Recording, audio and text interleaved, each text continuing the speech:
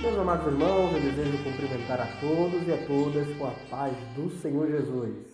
Que bom poder estarmos aqui outra vez para comentarmos a lição de número 12, que estará sendo trabalhada no próximo domingo nas classes de jovens em todas as igrejas da Assembleia de Deus no Brasil, bem como aquelas que utilizam a revista da CPAD. Lição 12 para jovens estará tratando o seguinte tema: os discípulos de Jesus e a participação política. Eu dizia aos irmãos, há 2 semanas atrás, quando estudávamos a lição de número 10 sobre os movimentos sociais, que essas 3 lições, a lição 10, a 11 e a 12, onde falamos sobre os movimentos sociais, onde falamos sobre a questão ambiental, e agora, onde propriamente estaremos falando sobre política, dando um enfoque à questão do voto e das eleições e dos políticos, nós estaremos trabalhando essas 3 lições, mas dentro de um mesmo bojo, dentro de um mesmo eixo temático que é a política. Estaremos vendo a participação política aqui hoje e no próximo domingo na escola dominical. Entretanto, desde a lição de número 10, quando falamos sobre movimentos sociais, desde a lição passada, quando falamos sobre o cuidado com o meio ambiente, esses já são, por natureza, temas de cunho político, porque tem a ver com a nossa participação na sociedade, tem a ver com a nossa interação, com o nosso engajamento social naquilo que diz respeito não apenas à igreja, mas ao que diz respeito a toda a comunidade em nossa volta, sem levar em consideração como ela é constituída. Portanto, ao término dessa lição que estaremos estudando aqui agora, nós estaremos fechando um ciclo de estudos dentro da ética cristã que diz respeito o relacionamento, a participação, ao posicionamento do cristão dentro dos temas políticos que estão aí em voga na nossa sociedade.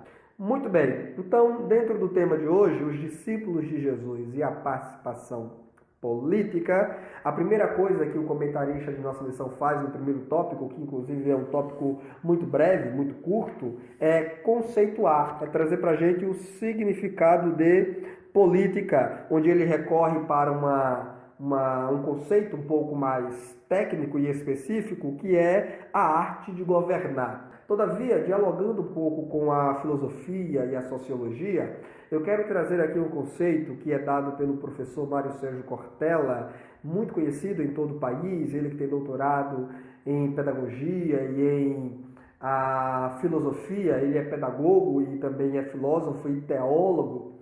Ele traz um conceito que eu gostaria de compartilhar aqui com vocês sobre o que é política em um sentido mais geral do que política partidária especificamente, né? Política, de modo geral, de acordo com o professor Mário Sérgio Cortella, da PUC de São Paulo, é a participação na vida pública, é a atuação na comunidade.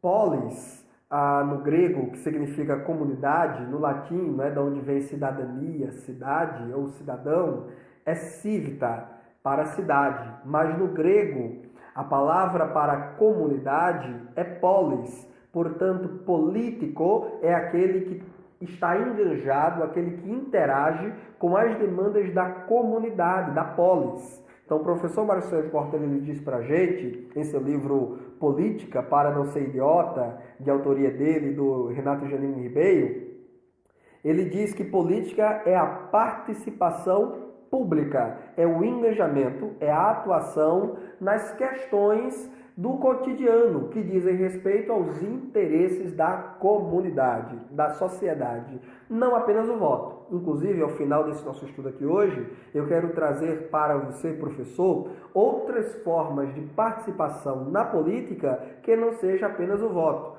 Porque geralmente quando nós abordamos esse assunto, o assunto política na escola dominical, em nossos currículos, se visa apenas a questão do voto e da eleição. Entretanto, ser um cidadão político ou ter uma consciência política não é apenas participar desses movimentos sociais de 4 em 4 anos ou de 2 em 2 anos, se considerarmos que as eleições nacionais e locais elas ocorrem a cada 2 anos intercaladamente, né? Então, participação política ou uma consciência política, uma consciência cidadã, não se resume a apenas 30 segundos ou 1 minuto atrás de uma cabine eleitoral para expressar o seu voto no candidato que você deseja. Seria reduzir bastante, seria tratar esse tema com muita superficialidade, né? Então, ser um cidadão político ou ter uma consciência política não é participar das demandas sociais a cada 2 anos e pronto. Não é ir lá numa cabine, dar o seu voto no vereador, no deputado estadual, federal, senador, prefeito, governador, presidente da República e deixar ali que eles tomem de conta até que venha a próxima eleição para você mudar ou deixar tudo como está. Não. Ser um cidadão político é ter uma participação mais intensa e contínua nas demandas sociais, não apenas no voto. No segundo tópico, nós vamos ter aí, então, a política segundo a Bíblia Sagrada, onde vai-se, em primeiro lugar, trazer a distinção ou a separação entre igreja e Estado. É preciso que fique isso muito claro, essa distinção, o que é igreja, o que é Estado e qual a função de cada uma dessas instituições, para que nós não voltemos no futuro a incorrer no erro que o cristianismo caiu lá no início do século IV, quando Constantino, imperador romano, tornou o cristianismo a religião oficial do Estado. E não só isso, ele permitiu que o Estado intervisse na igreja, que a igreja interferisse nas questões do Estado e houveria um casamento que a história registra não ter sido um casamento que propiciou, que trouxe ao mundo uma contribuição significativa. Pelo contrário, para o cristianismo e para a história da humanidade, esta união entre Estado e igreja, da forma promíscua como aconteceu, só trouxe muitas dores e muitos dissabores que as páginas da história registram e que você já deve ter estudado aí na 5ª série, 6ª série, 8ª série do ensino secular, do ensino básico, ou quem sabe ao nível de graduação numa universidade. É preciso separarmos, é preciso distinguirmos os papéis, as funções de cada um na sociedade. E eu começo pontuando que o Estado é o poder civil constituído por Deus para reger ordeiramente as demandas sociais, independentes de como a sociedade se constitui. O Estado é o poder público, o Estado é o poder político, que é também uma autoridade constituída por Deus, isso aqui precisa ficar claro, né? O Estado, ou o poder, ou a autoridade governamental é instituído por Deus para reger as demandas sociais, independente de a sociedade constituir-se de cristãos, de católicos, de evangélicos ou católicos, de budistas, espíritas, de hindus, de ateus, de pessoas que não expressam qualquer religião ou de simpatizantes de todas as religiões. O Estado, ele deve conduzir as suas atividades de modo a garantir a lei, a ordem, o progresso, o bem-estar de uma nação, sem levar em conta essas fragmentações ideológicas, religiosas e sociais. O Estado está aí para garantir a lei e a ordem. Aliás, aquelas 2 palavrinhas constantes na nossa bandeira nacional, ordem e progresso, são atribuições do Estado. O Estado precisa garantir a ordem, precisa garantir a segurança, né? Precisa garantir saúde pública, precisa garantir educação de qualidade. É função do Estado. Agora, a igreja não é uma mera instituição social, não é uma mera manifestação de um setor da sociedade, de um setor religioso. A igreja é um organismo vivo, constituído de todos os salvos na pessoa bendita de Jesus Cristo e que estão aqui na terra também para pregar a ordem, para pregar a paz, para pregar a justiça, mas muito acima disso, a igreja, a função primordial da igreja é pregar o evangelho do reino de Deus. O Estado não tem a obrigação, não tem o dever de falar de Deus, de falar de fé, de falar de vida eterna. Não é atribuição, por exemplo, da escola, a escola pública, falar sobre essas questões. Então perceba que a igreja e o Estado têm funções delimitadas, funções determinadas para cada um. Já dizia o teólogo pentecostal Mia Pillerman que a função da igreja é tríplice: pregar o evangelho, explanar o plano de salvação, portanto o ensino metódico da palavra de Deus, e terceiro, preservar os bons valores éticos, morais na sociedade, garantindo assim que desfrutemos de dias tranquilos e sossegados em nossa terra. Portanto, fica aqui delimitado. O pastor não é o presidente do país e o presidente do país não é o pastor da igreja. Cada um tem as suas devidas funções estabelecidas, seja pela palavra de Deus para a igreja, seja pela Constituição Federal para o governo de um país. Inclusive eu trago aqui alguns exemplos práticos e claros desta distinção entre a igreja e o Estado. Por exemplo, a igreja tem como governo a teocracia, ou seja, Deus, teos no grego, é quem governa, cracia de governo, teos de Deus. Portanto, o governo da igreja é um governo teocrático.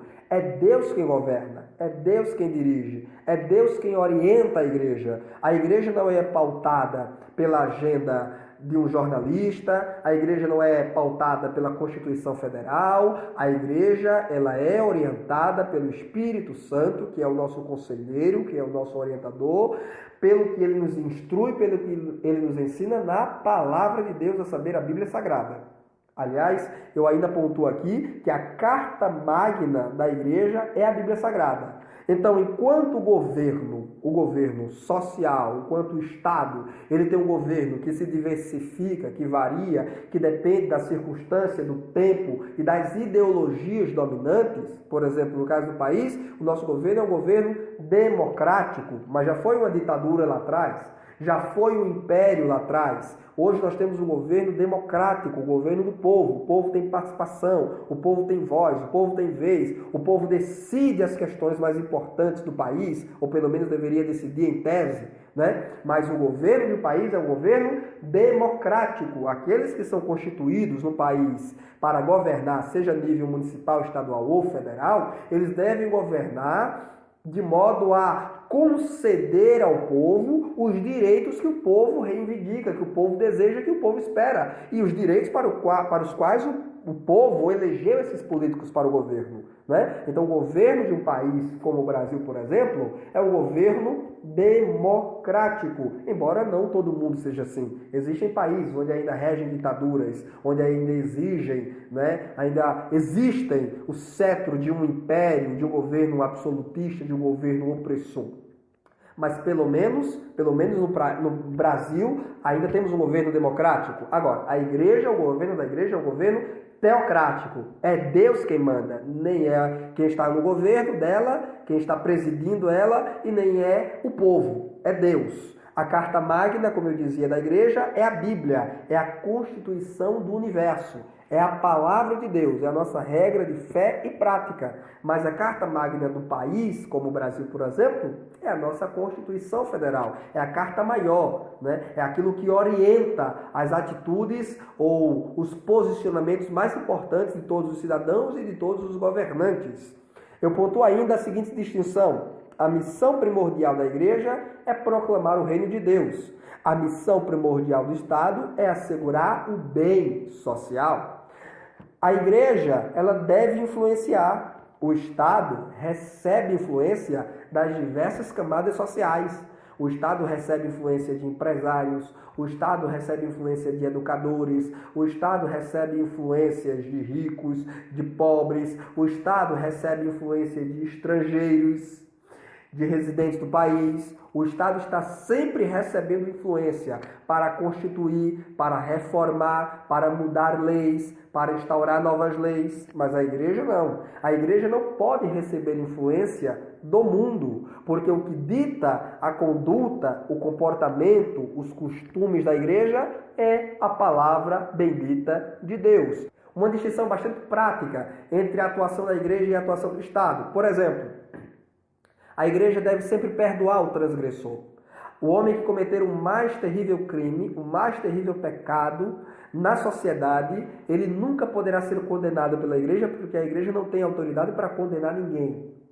A igreja deverá sempre perdoar como Jesus ensinou, 70 vezes 7.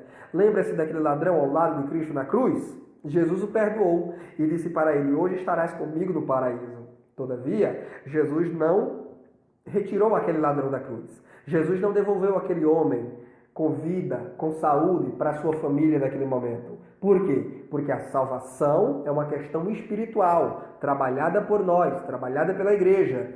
Mas a punição legal sobre aquele homem já era uma deliberação do Estado.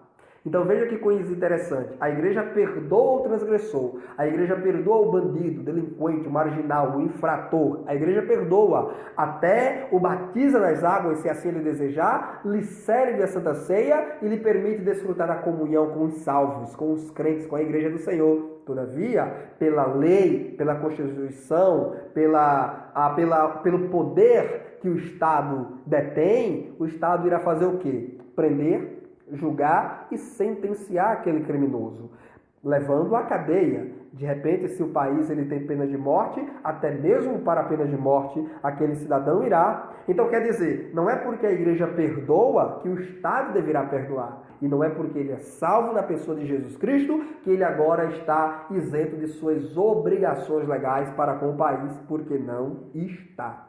Depois vai se tratar aí, feita essa distinção entre igreja e Estado, vai se tratar aí sobre a obediência às autoridades. Eu pontuo aqui nesse ponto que a Bíblia é contra a anarquia, que é a rejeição a qualquer forma de governo.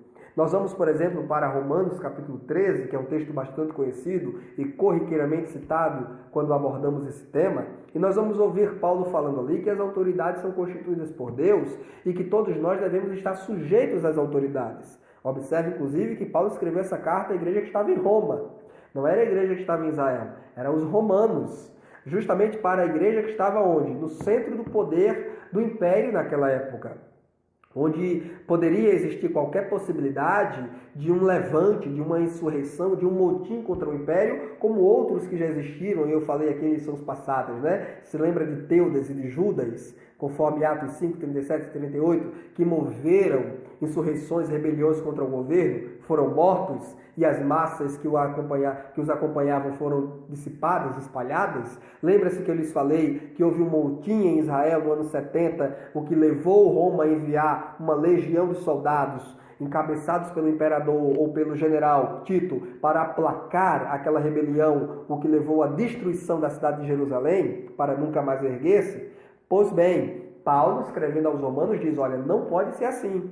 Não pode ser assim. Toda alma esteja submissa, esteja sujeita à autoridade, porque não há autoridade que não tenha sido constituída por Deus. Só é preciso ficar claro aqui que quando Paulo diz que não há autoridade que não seja constituída por Deus, Paulo tem em mente ali o governo estabelecido, o Estado, o poder. Paulo não está falando de pessoas, de políticos em particular. Paulo não está dizendo, por exemplo, que Nero foi Deus que estabeleceu Nero em Roma. Paulo não estaria dizendo, por exemplo, que foi Deus que colocou Dilma no poder. Não, Dilma foi colocada no poder pelo livre voto dos cidadãos brasileiros que quiseram, por maioria, pelo menos, que ela estivesse lá, né? O país em peso talvez não quisesse isso. Talvez você, talvez eu não queria. Mas a maioria daqueles que tinham o poder de voto e votaram, escolheram ela. Paulo não está querendo dizer que Dilma foi colocada no poder porque Deus assim quis, que Nero, que Domiciano ou que qualquer um outro político, governador, imperador, rei, Napoleão Bonaparte, quem quer que seja,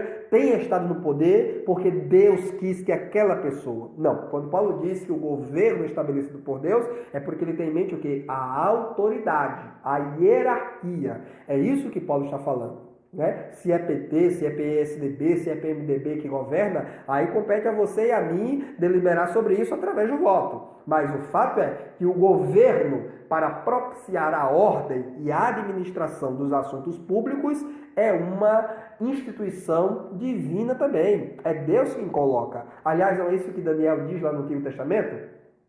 Deus estabelece reis e remove reis. Ele muda o tempo e altera as estações. Então, todo o controle da história está nas mãos dele. E se bem que se Deus também quiser trazer algum político, em especial ao governo, Deus vai propiciar meios e condições para ele chegar lá, porque Deus exalta quem ele quer. E se Deus também não quiser que determinado político esteja no poder, e ele quiser remover, ele quiser retirar, ele é soberano. Acima de Deus não há ninguém. Todos os governantes da terra estão muito, mas muito, infinitamente abaixo de Deus. Deus ele remove. Agora, o que Paulo quer dizer é que o poder, o governo, a autoridade é estabelecida por Deus. Não existe essa coisa de não toque no ungido do Senhor, porque foi Deus quem o colocou aí. Sim, nós não vamos fazer motins, nós já vamos fazer insurreições, nós já vamos provocar rebeliões, nós já vamos agredir pessoas, ofender pessoas gratuitamente, nós vamos orar por elas, nós vamos ajudá-las, nós vamos trabalhar ao lado delas. Agora, quando houver a necessidade real de nós nos posicionarmos, nós iremos nos posicionar com firmeza, com contundência e com veemência.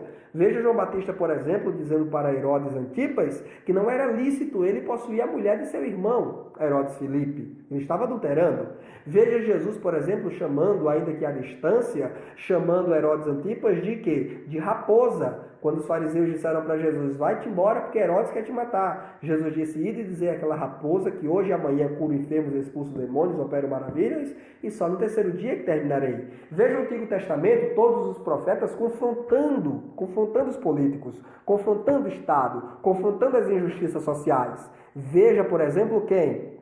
Veja Elias confrontando Acabe e Jezabel, naquele caso em de terem furtado, roubado a vinha de Nabote, assassinado um homem justo para apropriar-se indevidamente de uma terra que não era do Estado, era uma terra privada, pertencia a um cidadão do reino, né? Elias foi lá e deu a sentença de morte para Jezabel e para Acabe. Por quê? Porque o Estado não tem o poder de interferir na vida privada do seu cidadão, roubando, furtando-lhe os bens.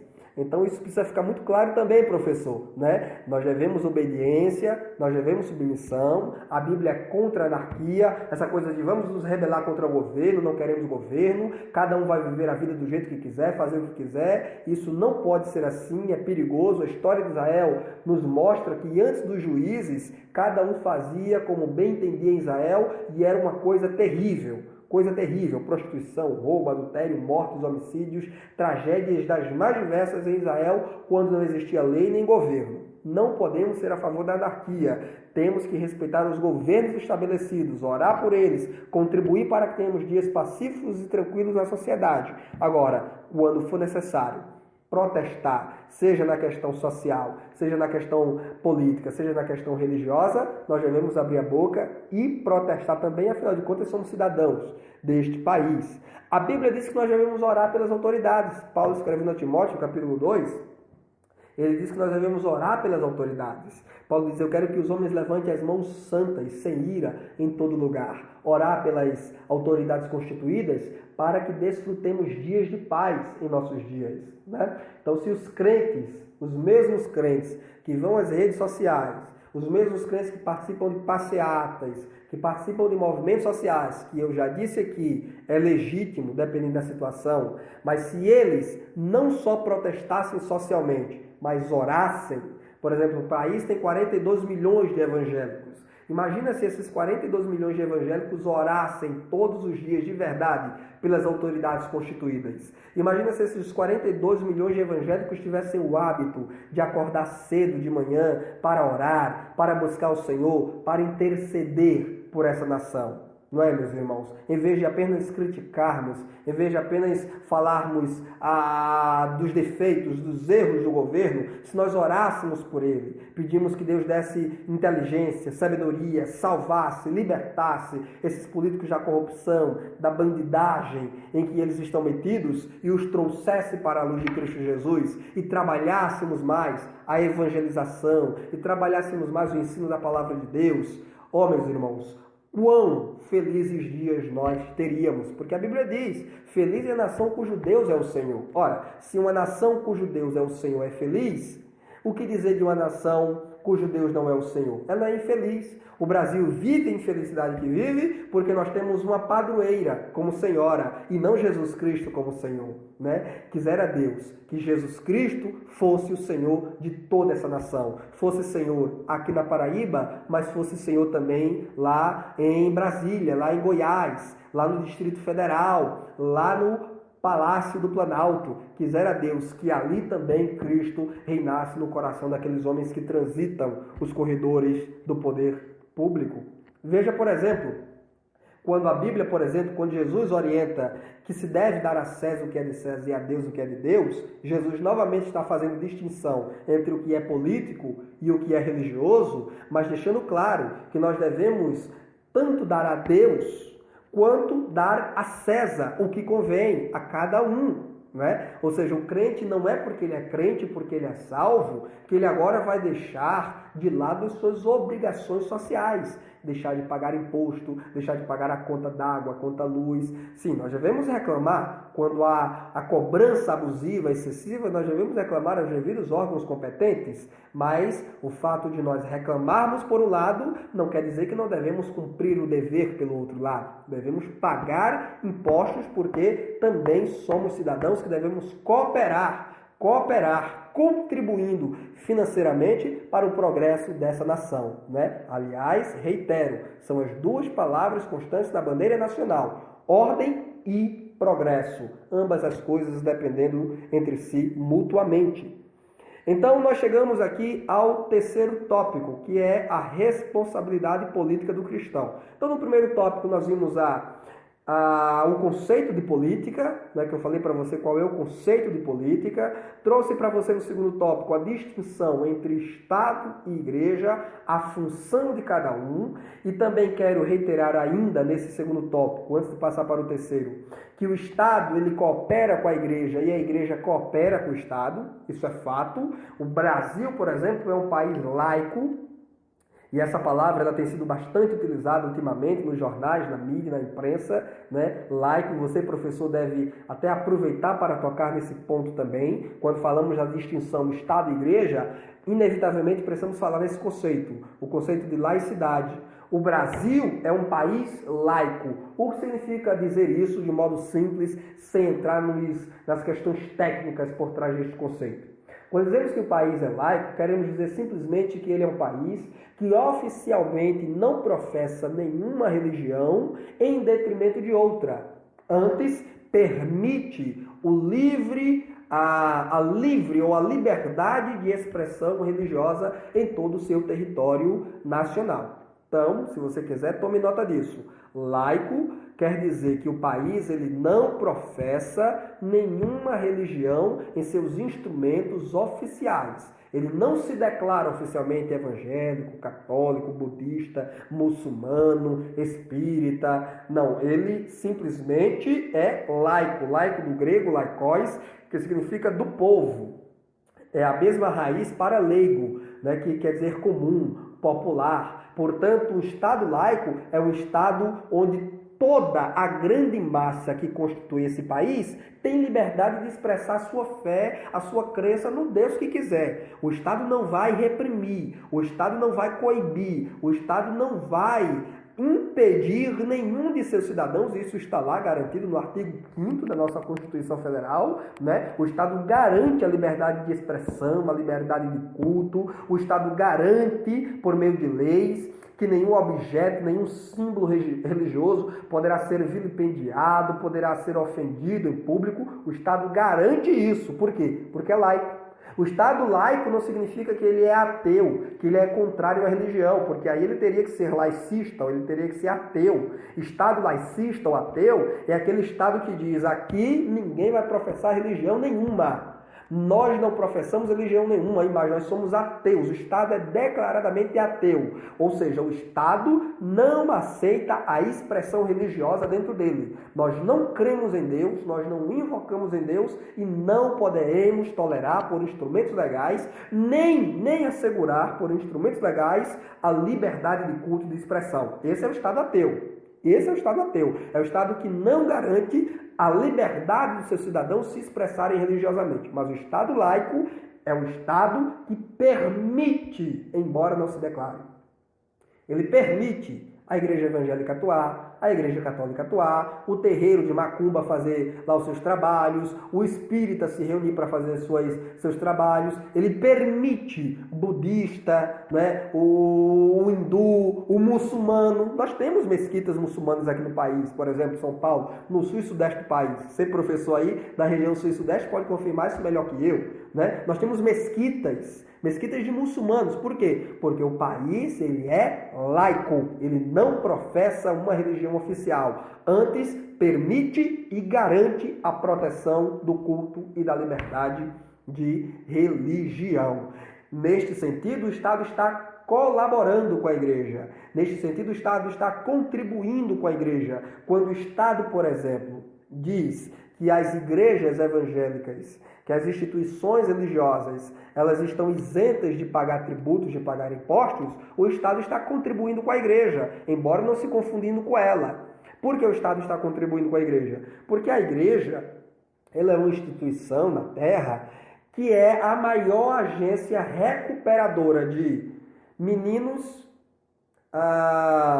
desabrigados, jovens drogados, famílias destruídas, presos e doentes.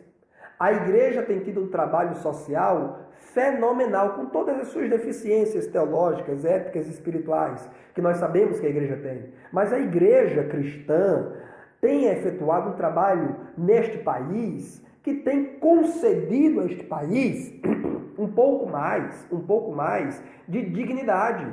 Veja aqui quem é que está nos presídios, levando um pouco de recuperação e ressocialização para os presos. A igreja. Quem é que está nos hospitais, levando uma palavra de conforto, de ânimo para as pessoas que jazem ali à beira da morte? A igreja. Quem é a instituição que está no meio das ruas, pregando o evangelho de paz, o evangelho de amor, o evangelho de justiça, retirando jovens das ruas, das drogas, do crack, da maconha, da prostituição, dos vícios, da malandragem? A igreja. Então a igreja tem tido um papel social relevante. Nesse sentido, a igreja contribui com o Estado. Ao momento em que a igreja, por natureza, a igreja não faz isso por obrigação do Estado. O Estado obrigou a igreja a fazer isso. A igreja faz isso porque está na sua natureza. Está na sua natureza fazer o bem para a sociedade. Pregar o evangelho das boas, não das mais novas. A igreja está aqui para falar de um evangelho que muda, que transforma, que liberta, que redignifica o homem, que traz o homem para uma posição de honra, para uma posição privilegiada junto a Deus, junto a Cristo. Veja a escola dominical. Veja, por exemplo, a história da escola dominical, com Robert Hicks na Inglaterra, né? Embora a escola dominical tenha ali os seus antecedentes do movimento metodista, dos discípulos de Wesley, né? Mas a escola dominical, desde as suas origens, desde as suas raízes lá na Inglaterra, aquela Inglaterra que caminhava um período de decadência moral, social, ética e espiritual, serviu para quê? Para trazer uma verdadeira reforma social. O irmão Reis, que começa ali devagarzinho, com poucas crianças, em poucos anos já tinha milhares, calcula-se que em 4 anos existiam mais de 200.000 crianças matriculadas na escola dominical fundada pelo irmão Reis, onde ele, dominicalmente, dava àquelas crianças um pouco de instrução civil, ele ensinava aquelas crianças um pouco de matemática, um pouco de língua inglesa e também de Bíblia. E veja que aquele movimento, aliado ao avivamento dos grandes servos do Senhor, John Wesley, George Whitefield, lá pelo século XVIII, né, salvou a Inglaterra e a Europa da grande decadência moral para a qual ela se encaminhava. Historicamente, a escola dominical tem tido um papel relevante na sociedade, tem cooperado com o Estado, ao momento em que crianças, jovens, adultos, as famílias todos os domingos se reúnem para quê? Para ler. Quantas pessoas, por exemplo, têm aprendido a ler e a escrever na escola dominical? Alfabetização. A escola dominical tem contribuído para a alfabetização, para as práticas do letramento. Sim, porque nós temos a Bíblia, mas nosso trabalho não se detém à Bíblia. Nós temos a Bíblia, Nós temos o nosso currículo da Escola Dominical, que é a nossa revista. Nós trabalhamos na Escola Dominical com recursos audiovisuais. Você, por exemplo, professor, está me acompanhando aí agora através de quê? Do seu computador, do seu tablet, do seu smartphone. Você está me vendo por um vídeo no YouTube. Você certamente, ao fazer as suas pesquisas para a aula desta semana, você pesquisou blogs, você pesquisou páginas no Facebook, redes sociais, você pesquisou charges sobre política, e tem várias charges sobre política na internet. Então, quer ver? Veja, nós estamos aqui, né, fazendo um papel de ensinar a palavra de Deus, mas não apenas ensinar as letras, mas ensinar letras vivas, que têm implicações sociais. E temos aqui dialogado com vários instrumentos, vários mecanismos, várias expressões da sociedade, né? Nós lemos revistas, nós lemos jornais, preparamos-nos com a leitura de livros, nós desenvolvemos práticas pedagógicas inovadoras na Escola Dominical. Veja, por exemplo, a CPAD, que tem premiado professores da Escola Dominical todos os anos, ou de 2 em 2 anos, com o prêmio Professor da Escola Dominical, aqueles que trazem projetos inovadores, projetos transformadores,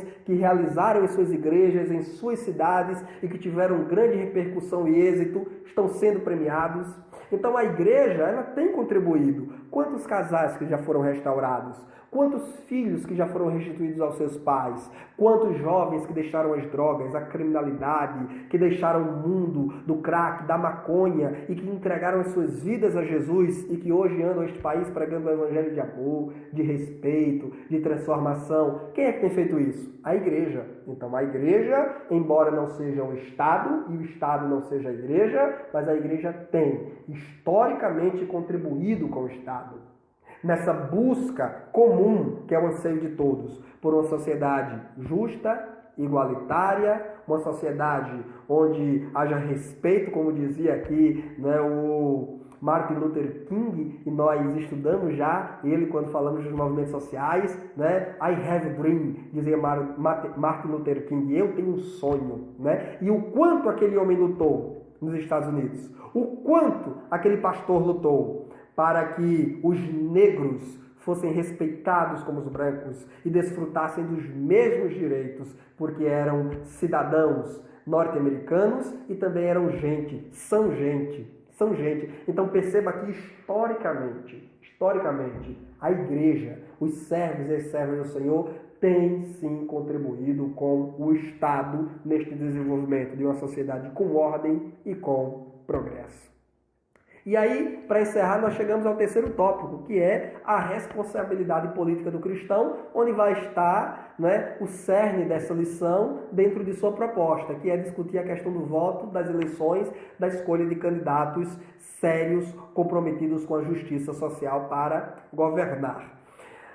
Então vai se falar aí nesse terceiro tópico sobre o dever cívico, o voto consciente que o cristão deve exercer.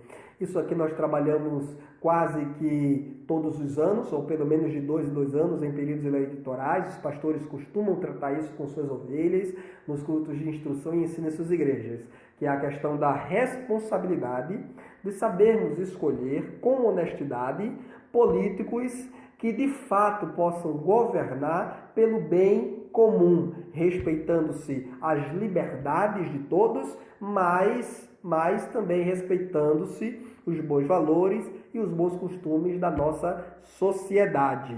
Infelizmente, quando falamos sobre eleição e voto, já vem uma certa rejeição dos nossos alunos. Mas esse tema, né, esse tema tão cansativo, tão enfadonho. Eu discutia com alguns professores durante essa semana e eles falavam, né, da dificuldade de trabalhar com esses temas porque os alunos sempre têm uma certa rejeição.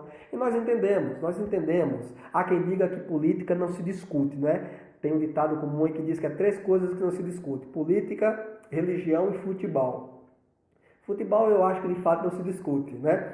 Mas religião e política sim devem ser discutidos.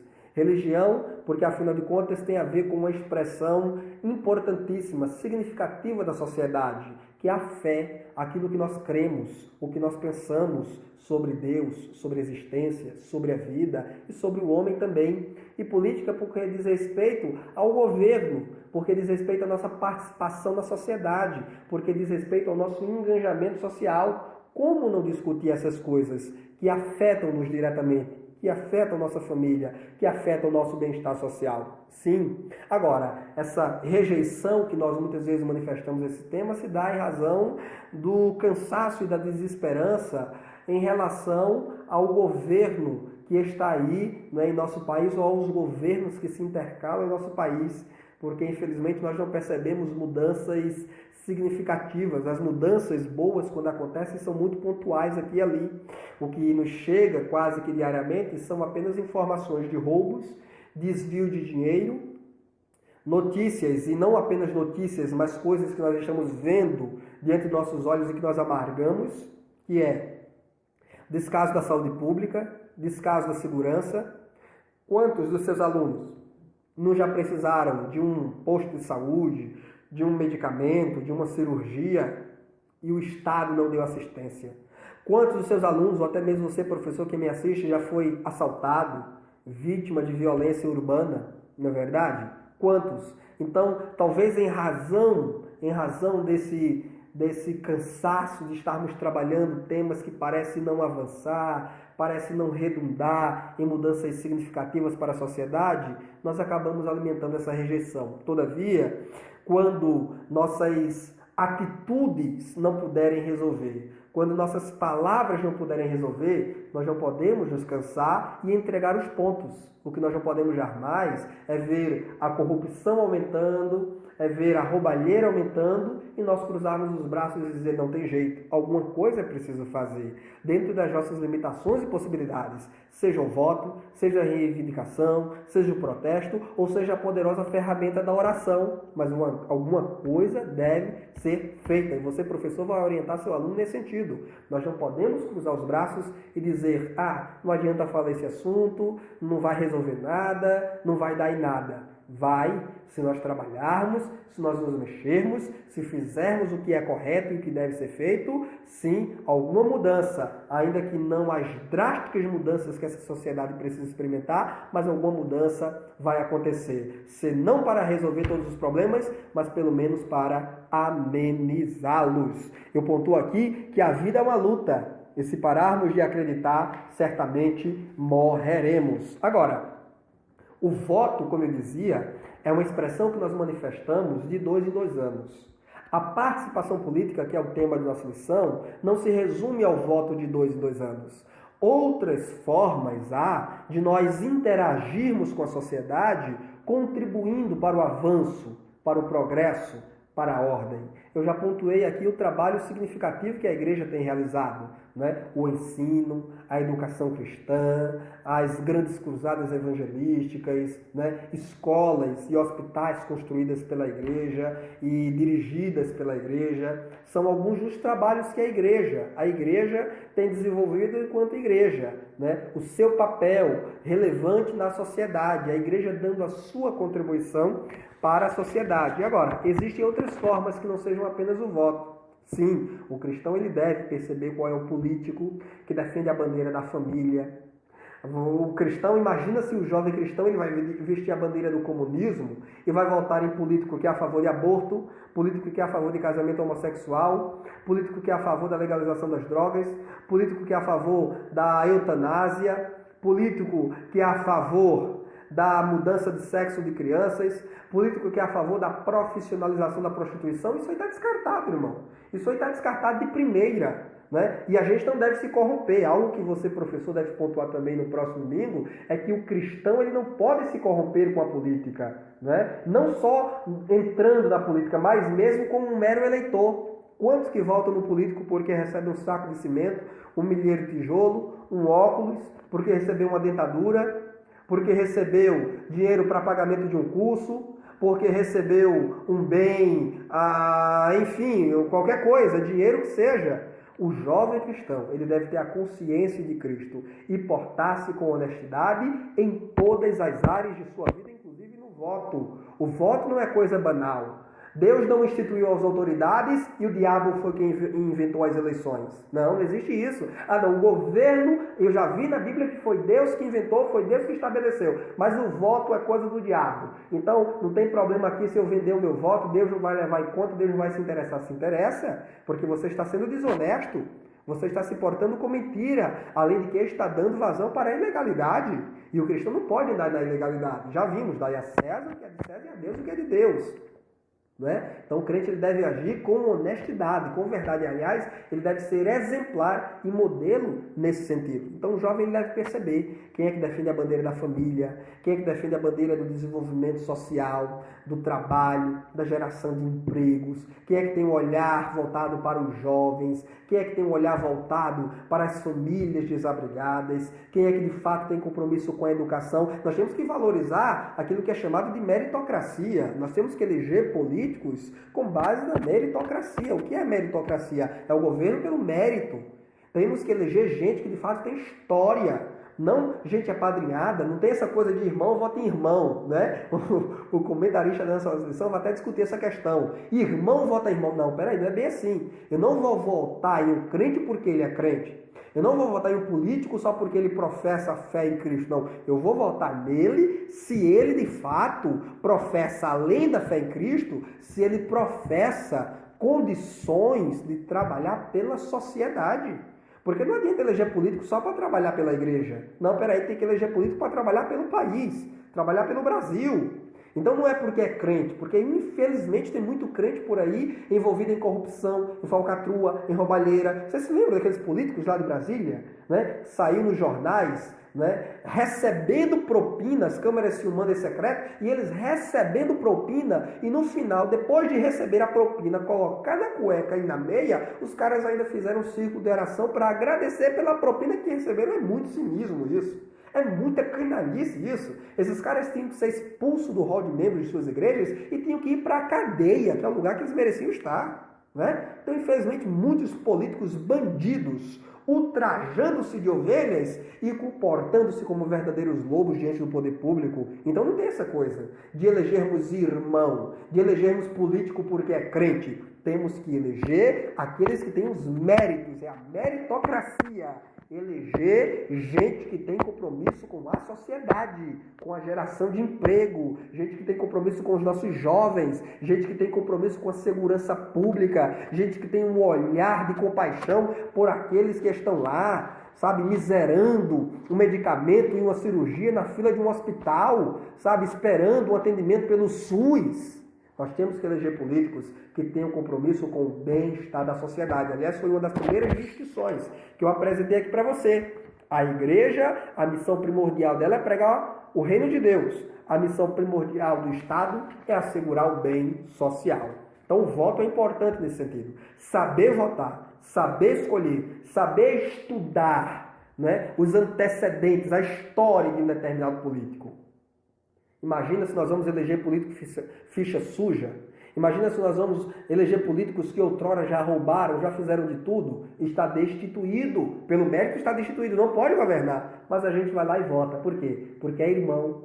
Porque nos deu bem. Porque deu 1 milhão de tijolo para a construção da igreja. Infelizmente, a igreja não deveria se imiscuir, a igreja não deveria se envolver de modo promíscuo com o Estado. Mas, lamentavelmente, não raras vezes vemos isso acontecer para a própria perdição da igreja. Agora, existem outras formas que não apenas o voto de participar politicamente.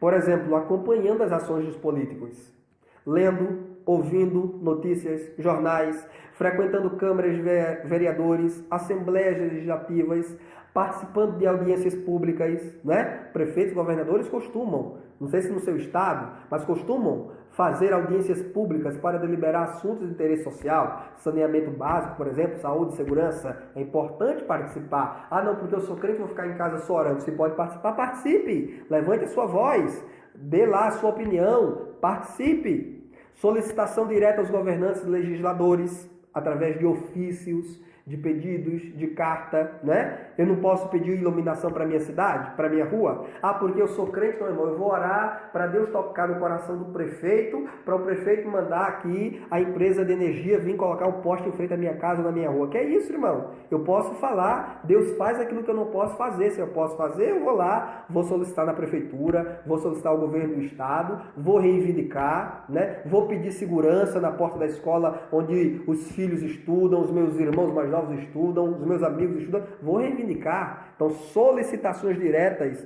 aos governantes e legisladores, reclamação de direitos junto aos órgãos competentes. Ah, irmão, o crente não pode murmurar. Murmurar não pode, mas reclamar pode. O que é reclamar? É reivindicar os seus direitos.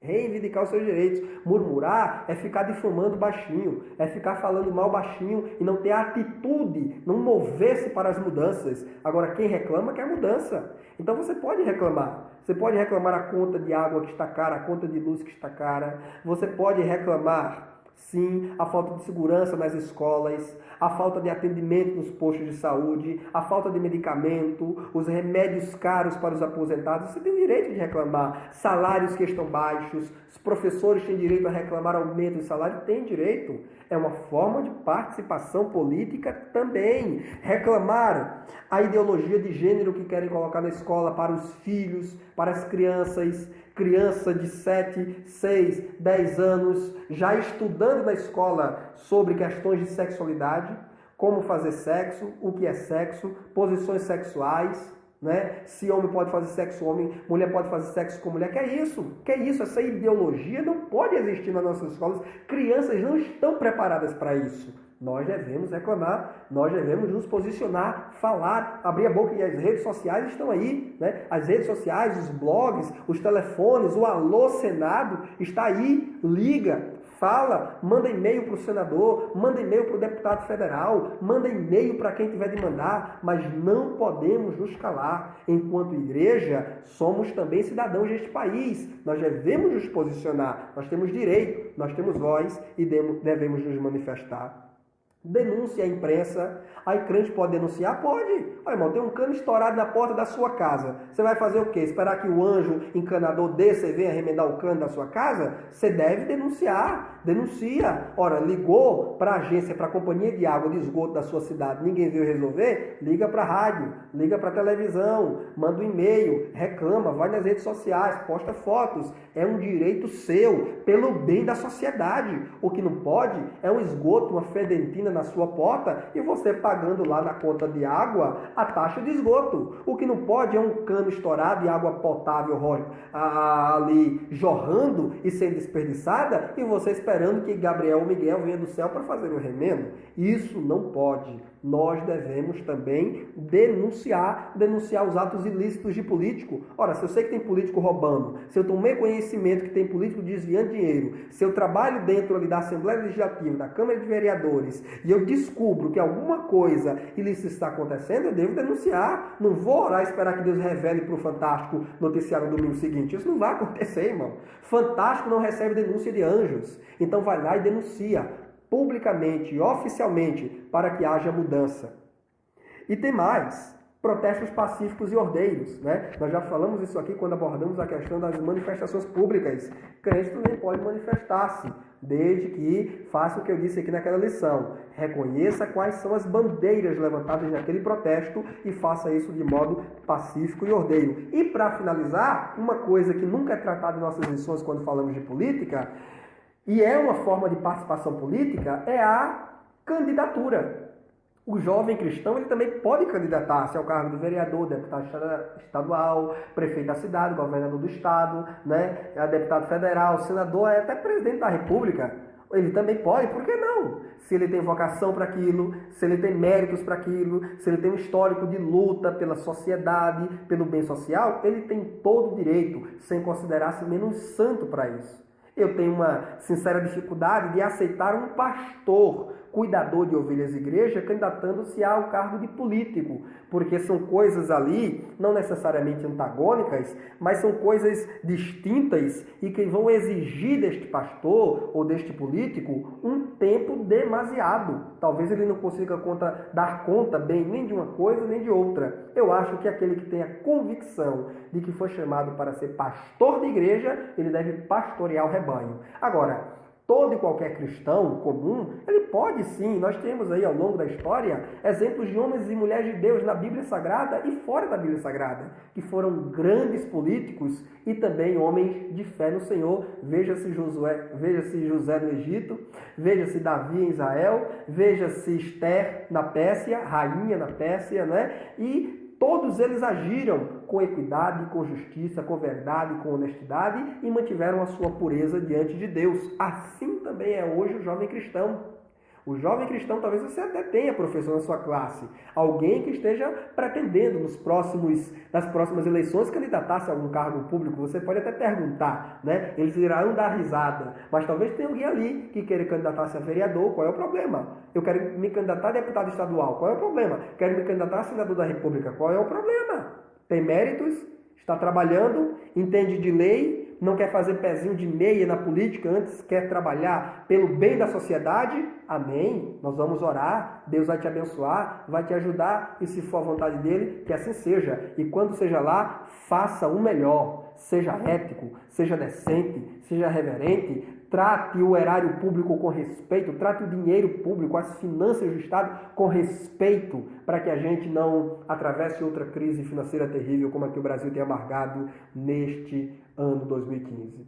Pois bem, então são várias formas de participação política para além do voto. Professor, Deus abençoe você. No próximo domingo desejo uma aula excelente para todos e que a gente possa trazer esse conceito de política, possa distinguir o papel da igreja e o papel do Estado e possa enfatizar com o nosso aluno que, embora ele seja crente, servo de Deus, vai se discutir na lição a questão da dupla cidadania. Eu já disse para você que dupla cidadania foi definida na lição 10. Se lembra quando nós abordamos aquela lição? Eu disse para você, olha, a lição 12 vai trazer esse conceito de dupla cidadania de novo. Por isso que eu não trouxe aqui, que a gente já viu na lição 10, a questão da dupla cidadania. Mas reitero, o jovem cristão, ele é crente, a sua cidadania celestial foi comprada por Cristo, mas ele também é cidadão da terra. E como cidadão da terra, ele deve votar consciente, deve viver de modo honesto e deve ter uma participação política. E reitero, o que é participação política? Não necessariamente partidária,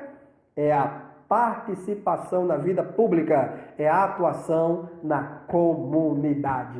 Deus abençoe você. Oremos pelo nosso país, oremos pelos nossos governantes. E, aliás, professor, ao momento em que encerramos esse bloco de assuntos sobre política, eu acho que a melhor forma de encerrarmos a nossa aula domingo, que eu sugiro para você, é orando em favor dos nossos governantes, para que Deus dê graça, sabedoria e temor, para que eles administrem com respeito esta nação, a fim de que desfrutemos dias melhores, em nome de Jesus.